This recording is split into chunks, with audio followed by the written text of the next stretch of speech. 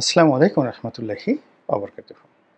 সম্মানিত দর্শক, আজকের যে বিষয়টি নিয়ে আলোচনা করব এটার তেমন কোনো সিরিয়াস বিষয় নয়। অনেকটা ফোক ফ্যান্টাসি প্রকৃতির। আমাদের দৈনন্দিন জীবনে আমরা প্রায় খুব সিরিয়াস কথাবার্তা বলি, ভীষণ রকম সিরিয়াস। তো সে সকল সিরিয়াস কথাবার্তার কারণে আমাদের কিন্তু আসলে অনেকের অনেক রোগবালাই হয়ে যায়। কাজে জীবনে বিনোদনের দরকার আছে, একটু রং তামাশার দরকার আছে, ঠাট্টা মশকরার দরকার আছে, একটু খোঁচাখুচি করার দরকার আছে।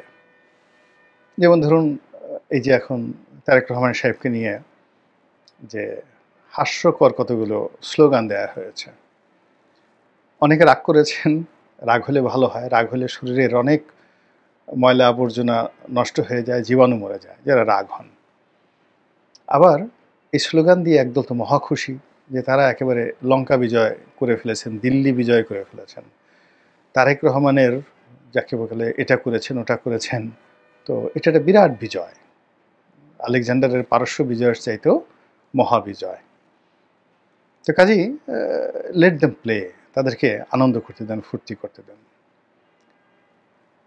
আমাদের এই সমাজে এখন এই যে রাজনীতি নিয়ে কোনো অবস্থাতেই শেখ হাসিনাকে বাদ দেওয়া যাচ্ছে না, তারপরে আওয়ামী লীগকে নিয়েও বাদ দেওয়া যাচ্ছে না। কোথায় ওবায়দুল কাদের সাহেব কি বললেন সেটাও এখনও পর্যন্ত ওবায়দুল কাদের সাহেবের সেই বক্তব্যগুলো ভাইরাল হয়ে যায়। তিনি সম্ভবত ইদানিং মোষ রেখেছেন, তো মোষ রেখে তিনি হয়তো কাঁপা কাঁপা গলায় কিছু বললেন, ইউনূসকে ছাড়া হবে না, ইউনূসকে আমি দেখে দেব। আর এই কথা শুনে বাংলাদেশে দেখা গেল বিশাল প্রতিক্রিয়া। তাহলে যখনই ওনার কোনো কথায় আমরা প্রতিক্রিয়া দেখাচ্ছি, ইট মিনস তার একটা গ্রহণযোগ্যতা আছে, তার একটা শক্তিমত্তা আছে। আদারওয়াইজ সাধারণত যদি কোনো অপ্রয়োজনীয় লোক, অগ্রহণযোগ্য লোক, অগুরুত্বপূর্ণ লোক আপনাকে নিয়ে কোনো কথা বলে, ওটা আপনার মাথা কখনো হিট অ্যান্ড হার্ট করবে না। তো একইভাবে আমরা এই রাজনীতিতে আওয়ামী লীগকে বাদ দেওয়া যাচ্ছে না। ঘুরে ঘুরে নৌকার কথা আসছে, ঘুরে ঘুরে আওয়ামী লীগের কথা আসছে। তো এটা নিয়ে একটা ভিন্ন আলোচনা করব। দ্বিতীয় বিষয়টি সেটা হলো শেখ হাসিনা। তো শেখ হাসিনাকেও আমরা বাদ দিতে পারছি না। যেভাবে শেখ হাসিনার জমানাতে তারেক জিয়া, খালেদা জিয়াকে তারা বাদ দিতে পারেননি। তারা গালি দিতে গেছেন, অশ্লীল শব্দোচ্চারণ করেছেন, রাগারাগি করেছেন। কিন্তু শেষমেশ দেখা গেল যে তাদের মুখেই মূলত বিএনপি বেঁচে ছিল। বিএনপি তাদের কর্মকাণ্ড করার চাইতে এই ধর ধর ধর, আওয়ামী লীগের লোকজন বলতো ধর ধর ধর, কাদেরকে ধর, বিএনপি লোকজন বিএনপির নাম জেনে গেল। সঙ্গে সঙ্গে বিএনপির প্রতি তাদের একটা আগ্রহ জন্ম নিল। মানুষ নিষিদ্ধ জিনিসের প্রতি আগ্রহ থাকে। তারপর হলো মামলা দে, মামলা দে। এই মামলা দেওয়ার পরে লোকজন কাদেরকে মামলা দিল তাদের প্রতি সহানুভূতি হলো। এরপরে সংসদে দাঁড়িয়ে তারেক রহমানকে গালাগাল করলেন যে ধরে নিয়ে আসবো, বেটা ফাজিল, ওখানে বসে বসে বড় বড় কথা বলো, শক্তি থাকে তো আয় বাংলাদেশে।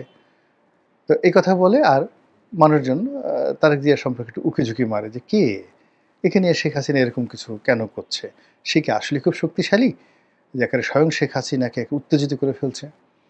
তো একইভাবে এখন শেখ হাসিনাকে নিয়ে যত কিছু বলা হচ্ছে, তাকে ধরে আনা হবে, ভারতের কাছ থেকে তাকে প্রত্যাবাসনের যে ব্যবস্থা করা হবে, তাকে ফাঁসিতে লটকানো হবে, এই কথা যেভাবে বলছেন। আর ওদিকে উনিও নানা রকম অডিও সেই রিপোর্ট একটার পর একটা ছেড়ে দিচ্ছেন। একবার বলছেন যে কাউকে ছাড়া হবে না, পাই পাই করে যাকে বলা হয় সমস্ত কিছু আদায় করা হবে। ডক্টর মোহাম্মদ ইউনূস সম্পর্কেও তিনি একেবারে আগের মতোই আরও বিক্ষুব্ধ যে এইবার যদি তিনি সুযোগ পান, ইউনূস সাহেবের যে কী করবেন, তো সেটা কি হবে। মানে তার বক্তব্য শুনলে বোঝা যায় যে এইবার ইউনূস সাহেবকে পেলে যেভাবে কাপড় চিপড়িয়ে পানি বের করে, ধরেন একটা লুঙ্গি বা একটা গামছা আপনি পানিতে ভিজালেন, এখন ওটাকে আপনি পরে থাকবেন, তো ওটাকে যতটা সম্ভব শুকানোর জন্য আপনি যত চিপড়িয়ে পানি বের করেন, ঠিক ওইরকমভাবে ডক্টর মোহাম্মদ ইউনূসকে তিনি চিপড়াবেন। আর যেটা আছে সেটা হলো যে তিনি প্রায় প্রতিদিনই, যেহেতু রাজনীতি করা মানুষ, রাজনীতির মধ্যে অনেক কিছু আছে যেগুলো তিনি জানেন, বোঝেন। রাজনীতির দুটো বিষয়, একটা হলো গ্রিড অ্যান্ড ফেয়ার, মানে আপনাকে ভয় দেখাতে হবে আর লোভ দেখাতে হবে।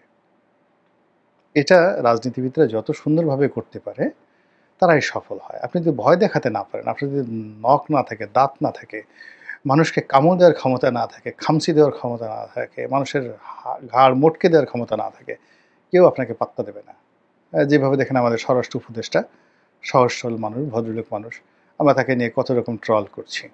কিন্তু এই মানুষটি যদি এই কয়েক মাসের মধ্যে কয়েকটা অন্ততপক্ষে ১০০টা গুম করে ফেলতেন, তারপরে শেষে ১০০টা গুম করার পরে ২০-২৫টা ক্রস ফায়ার করে ফেলতেন, সবাই ওনাকে ঠিকই আব্বা আব্বা ডাকতেন। এখন আমরা দুলাভাই ডাকার চেষ্টা করি, তখন আমরা সবাই বলতাম যে না, এটা বাঘের বাচ্চা পেয়েছি বটে, এই আমাদের জাতির পিতা হওয়ার উপযুক্ত। মানে এই হলো মানুষের মানসিকতা, শক্তের ভক্ত নরমের জম। তো যে কোনো কারণে হোক না কেন, শেখ হাসিনা তার বিগত যে শাসনকালে আয়রন লেডি হিসেবে সারা দুনিয়াতে তিনি একটা ভাবমূর্তি গড়ে তুলেছেন। বিশ্বের সবচেয়ে ক্ষমতাধর নারী, বাংলাদেশের সবচেয়ে ক্ষমতাধর মানে রাজা বাদশাহ, এরকম একটা অভিব্যক্তি। তারপরে শেষে বাঘে ধরলে বাঘে ছাড়ে, কিন্তু শেখ হাসিনা ধরলে শেখ হাসিনা ছাড়ে না। এ কথা তো সুরঞ্জিত বাবু বলে ফেলেছেন। এবং ওনার সেই যে চোখ, শি হ্যাজ এ ক্যাশ চাই, মানে একটু সাদা সাদা চোখ, যেটাকে আমরা বলা হয় বিড়াল চক্ষু বা বিলাই চক্ষু। তো এই ধরনের যাদের চোখ বিড়াল চক্ষু, তারা খুব মানে রাগী হন, জেদি হন, প্রতিহিংসা পরায়ণ হন এবং ক্ষমা করেন না। মানে ভুলে যান, যেমন 111-এর কথা বলছেন যে আমি সেই তাদেরকে ক্ষমা করেছি কিন্তু আমি ভুলবো না, কিন্তু আলটিমেটলি তিনি ভুলেনও নাই, ক্ষমাও করেন নাই। একাগারের সময় তার দলের যে সমস্ত লোকজন তার সাথে বেইমানি করেছে, প্রত্যেকটাকে বাপের নাম ভুলিয়ে দিয়েছেন। সবগুলার চাপা ঠাপা সব কিছু 12টা বেজে গেছে। মানে আমি 2-4 জনের নাম বলবো না, যেহেতু এখন সবাই খুব বিপদের মধ্যে আছেন। এই ছাত্রলীগের পোলাপান দিয়ে দেখা গেল যে অনেক বড় বড় নেতা তাদের পাঞ্জাবি ছিঁড়ে দেওয়া হয়েছে, গালের উপর চড় থাপ্পড় মারা হয়েছে। এখন ওই কথা তারা বলতে পারবে না যে আমরা এইভাবে চড় থাপ্পড় খেয়েছি, এবং এই জিনিসগুলো করা হয়েছে। তো এরকম মানে যারা ক্যাশ চাই তাদের মধ্যে এই জিনিসগুলো থাকে। ফলে কি হচ্ছে, শেখ হাসিনার প্রত্যাবর্তন নিয়ে বা তার ফিরে আসা নিয়ে যতদিন তিনি জীবিত আছেন, সুস্থ আছেন এবং দিল্লিতে বসে হুমকি ধামকি দিচ্ছেন এবং নানা রকম কথাবার্তা বলছেন, ততক্ষণ পর্যন্ত তার যারা প্রতিদ্বন্দ্বী তারা কিন্তু কেউ মানে এটাকে ইগনোর করতে পারছেন না, শেখ হাসিনার ভয়টাকে কাটিয়ে উঠতে পারছেন না। একজন নেতা, একজন নেতা, বেশ বড় নেতা, এখন খুব ভালো পর্যায়ে আছেন, জাতীয় পর্যায়ের নেতা। তো তিনি আমাকে একদিন বললেন যে যখন শেখ হাসিনার কথা শুনি বুকের মধ্যে কেমন যেন একটু ধুক ধুক ধুক ধুক করে, এখনও ভয় লাগে। এবং যখন ওনার ফিরে আসার বিষয়ে খুব বেশি আলাপ আলোচনা হয়, সেই রাত্রে ঘুমাতে পারি না। Is the reality. তারপর শেখ হাসিনার জমানাতে বিএনপির খুব বড় একজন নেতা, একটা পারিবারিক অনুষ্ঠানে দেখা হলো। তো আমি তাকে যখন 6 মাস আগে দেখেছিলাম, যখন আমার দেখা হলো তার 6 মাস আগে, তিনি বেশ নাদুস নুদুস ছিলেন, ভুঁড়ি ছিল। তো হঠাৎ দেখলাম যে একেবারে শুকিয়ে কাঠ হয়ে গেছে। আমি বললাম যে ভাই, আমরা এত চেষ্টা করে শুকাতে পারি না, আমাদের ভুঁড়ি শুধু বেরিয়ে যাচ্ছে, আপনি এত মানে হঠাৎ করে এত আপনার ওজন কমলো কী করে? আমি পজিটিভ অর্থে বললাম। তো সে মুচকি হেসে বলল, থ্যাঙ্কস শেখ হাসিনা। শেখ হাসিনার ভয়ে আমি শুকিয়ে গেছি। এই যে আমার দুর্নীতি দমনের দিয়ে আমার যে ফাইলগুলো টান দিয়েছে, আমাকে কয়েকটা মামলা টামলা দিয়েছে, এই টেনশনে আমি একেবারে শুকিয়ে দেখো কাঠ হয়ে গেছি। এজন্য যদি তোমার ধন্যবাদ দিতে হয় তাহলে শেখ হাসিনাকে ধন্যবাদ দাও, থ্যাঙ্কস শেখ হাসিনা। তো এরকম ঘটনা শেখ হাসিনার জমানাতে ঘটেছে। আর শেখ হাসিনার চলে যাওয়ার পরে ওই যে বললাম আরেক নেতা বলছেন, যখনই শুনি যে সে যাকে বলা হয় আসছে, তখন একটা ভয় কাজ করে। তো এটা নিয়ে চলেন একটু কল্পনা করে, একটা ফ্যান্টাসি করে। ধরেন যমুনাতে ডক্টর মোহাম্মদ ইউনূস বসে আছেন, তার সঙ্গে সবাই মিটিং, একেবারে খুব গভীর মনোযোগ সহকারে টেকনিকের মিটিং করছে। তো হঠাৎ করে দেখা গেল যে রাতে বা বিকালবেলা পেছন থেকে কেউ কেউ বলে উঠল ভুকা বা কুক, আমরা পলাপুলি খেলি না, কুক। তো সবাই একটু তাকালো, যে শব্দটা চেনা চেনা মনে হয়, কুক দিল কে? তো আবার বললো যে না, হয়তো ভুল শুনছি, এতগুলো সিরিয়াস মানুষ, চারিদিকে এতগুলো পুলিশ, এতগুলো আর্মি দাঁড়িয়ে আছে, ওয়েল সিকিউরড এলাকা, এখানে কুক দিবে কে? কুক দেওয়ার মতো এখানে তো কেউ নেই। তখন আবার যার যার মতো করে এই ফাইলে মনোযোগ দিয়ে হলো, আলাপ আলোচনা হলো। And after 5 minutes again cook, ভুকা। এখন সবাই সবার মুখের দিকে তাকাচ্ছে, দৃশ্যটা চিন্তা করেন।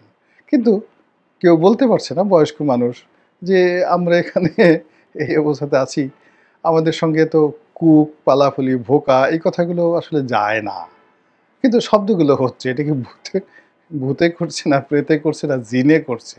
তো এগুলো নিয়ে মুখ চাওয়াচুই হচ্ছে। তো হঠাৎ দেখলো গেল যে তারা যে রুমে বসে আছে ওর নড়ছে পর্দাটা নড়ছে আর শব্দ হচ্ছে। তো সঙ্গত করেন যখন পর্দা নড়ছে, তখন বোঝার চেষ্টা করেন যে সকলের হাঁটুর অবস্থা কি হবে বা হাতের অবস্থা কি হবে। কেউ যদি ধরেন একটু পানি খেতে চায়, গ্লাসটা উঠানো তার জন্য মানে কতটা কঠিন একটা বিষয় হয়ে যাবে। একটা সিনেমাতে দেখেছিলাম হুমায়ুন ফরিদি।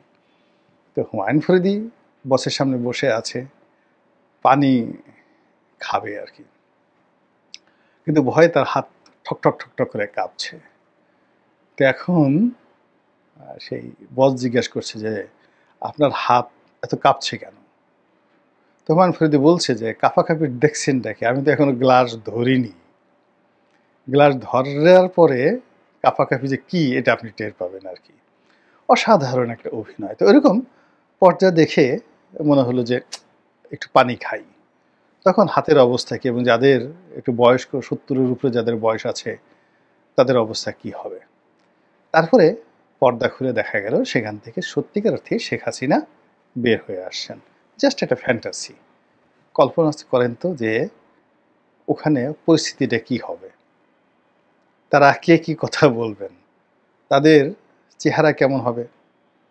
এবং ওখানে ধরেন এত সুন্দর করে হাসেন আমাদের রেজওয়ানা, উনি যে হাসেন, ওনার চেহারাটা তখন কেমন হবে।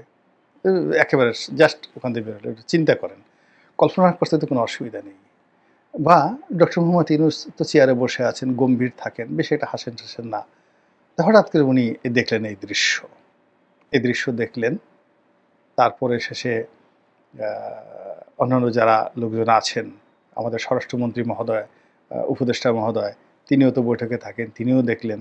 হ্যাঁ, তো তিনি তখন কি করবেন, কি বলবেন বলেন তো? তো এই যে অবস্থা, আমরা আলাপ আলোচনা করছি শেখ হাসিনাকে নিয়ে, এটা এই যে যে কথাটা বললাম, এটা আপনার কাছে যতই ফ্যান্টাসি মনে হোক না কেন, আপনার কাছে যতই এটা হাস্যকর মনে হোক না কেন, কিন্তু বাস্তবে যারা শেখ হাসিনার অপোজিটে দাঁড়িয়ে আছেন, প্রতিদ্বন্দ্বী হিসাবে, শত্রু হিসাবে, আমি যেটা দুষ্টামি করে বললাম, হাসতে হাসতে যে কথাগুলো বললাম, এগুলো তাদের অনেকের নিকট এই শব্দগুলো বা শেখ হাসিনা নামক শব্দটি রীতিমতো ভয়ানক দুঃস্বপ্ন। আল্লাহ আমাদের সবাইকে হেদায়েত দান করুন এবং হেফাজত করুন। আসসালামু আলাইকুম ওয়া রাহমাতুল্লাহি ওয়া বারাকাতুহু।